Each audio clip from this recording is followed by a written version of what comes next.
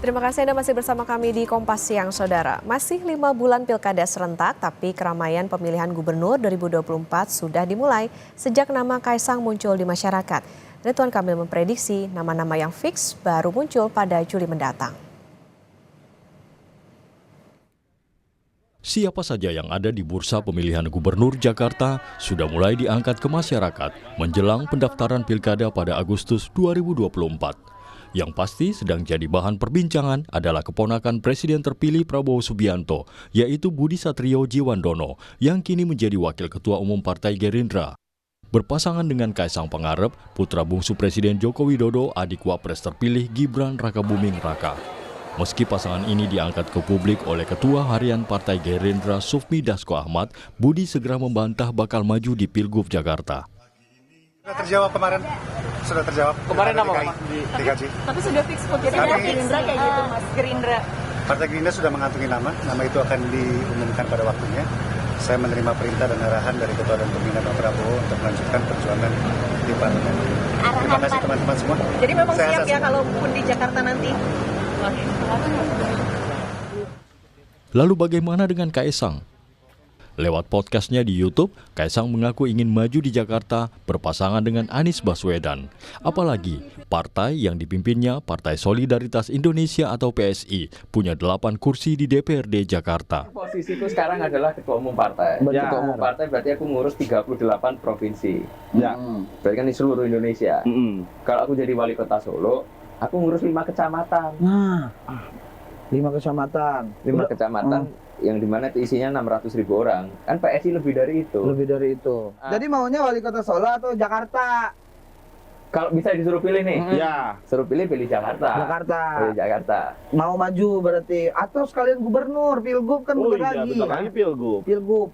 Mungkin duet sama Pak Anies kali ya. Pak Anies. Duet sama Pak Anies. Posisinya Pak Anies sekarang kan belum ada partai. Sedangkan aku di Jakarta punya 8 kursi. Bisa masuk ke dia. Bisa kalau mau.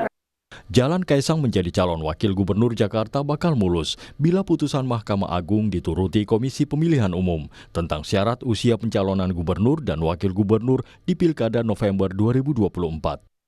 Pada Kamis lalu, dalam 4 hari sejak diajukan ke Mahkamah Agung, putusan tentang pengubahan syarat usia itu dikeluarkan. Lalu apakah putusan ini adalah karpet merah buat Kaisang? Tapi kan apakah kemudian menegasikan masa-masa sebelumnya itu bukan calon? Kan itu yang aneh. Yang menurut saya malah benar adalah kalau aturan sekarang menyatakan setelah dilantik, itu harusnya diubah menjadi penetapan calon. Kalau patokannya adalah pada saat dilantik, itu bukan syarat pencalonan, itu syarat pemenang. Itu logika akal sehat saja menurut saya. Nih, siapa sih nama-nama yang kemudian muncul dalam 3 bulan itu? Kebetulan Kaisang 25 Desember tahun 94. Kok kebetulan ya, gitu ya. Kalau ada tuduhan lagi, kan banyak nama lain selain Kaisang yang lahir antara 22 September sampai akhir Desember 94. Betul, tapi kan tidak salah juga orang kemudian melihat ini adalah Kaisang karena tidak direka-reka. Yang memunculkan nama Kaisang dengan Mas Budi Satrio Djiwandono itu adalah petinggi partai juga, misalnya Bang Dasko, dalam konteks ini petinggi Gerindra. Kalau kita tarik lagi kepada penggugat, menarik loh. Penggugatnya Partai Garuda, dia yang terlibat juga dalam proses putusan MK kemarin terhadap keputusan MK.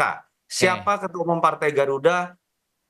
Saudara kandung dari Ahmad Riza Patria, petinggi dari Partai Gerindra. Dan kalau kita orang politik tahulah ngobrol-ngobrol bagaimana kedekatan antara partai itu. Baik, tahan dulu di situ. Tahan dulu di situ, kita akan lanjutkan lagi usai jeda. Sedikit Mas.